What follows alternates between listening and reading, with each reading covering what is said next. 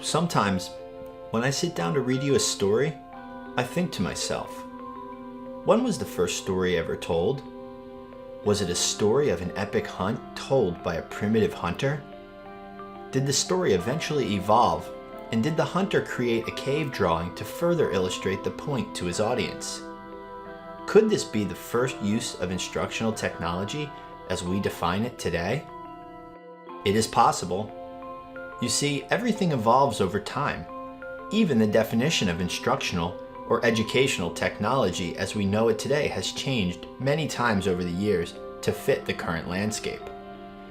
Tonight, I want to take you on a journey through time so you can better understand how instructional technology has evolved over time into what it is today. Does that sound good? Okay. Great. The year was 1900. Many students of various ages and grade levels gathered in a one-room schoolhouse sitting in rows of desks that face forward. There was a chalkboard at the front of the room.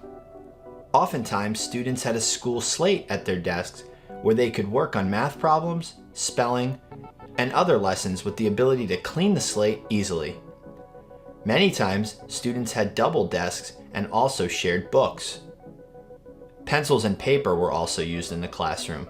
Believe it or not, blackboards are still in many classrooms today. Then came the first forms of projection. First, oil lanterns were used, but then were replaced by electric projectors, which were much cheaper to operate. Slide projection was widely adopted and could still be found in some schools where Daddy works up until just a few short years ago. Around 1910, silent films were beginning to show up in education, and by 1920, the movie studios, government, and many other groups saw the market for films in education and rushed to produce product. By this time, there were now thousands of educational films available, and schools rushed to build up their catalog. To be a school with a large collection of films was very prestigious.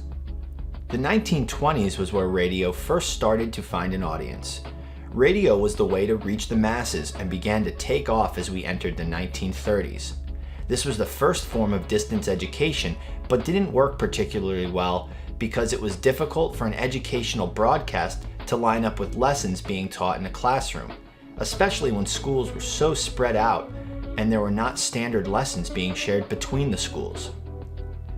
In the 1940s, around the time of World War II, the US and the German governments began using films for both propaganda as well as the training of millions of people at a time.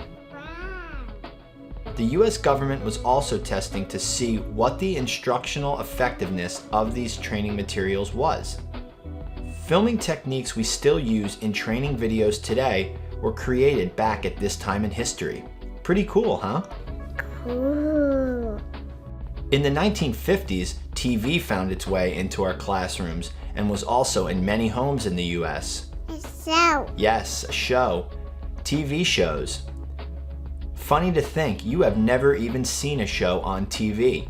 The only shows you have ever seen have been streaming from the internet. Population growth, lack of teachers, and lack of funding all provided a good landscape to allow ETV into our classrooms in the 1950s. The 1960s was the time of the cognitive revolution, and also when we are first introduced to your favorite show, Sesame Street. Awesome. Sesame Street was based on educational research about effective educational programs for children. By the late 1970s, Apple had gained some traction with its microcomputer and user-friendly desktop experience.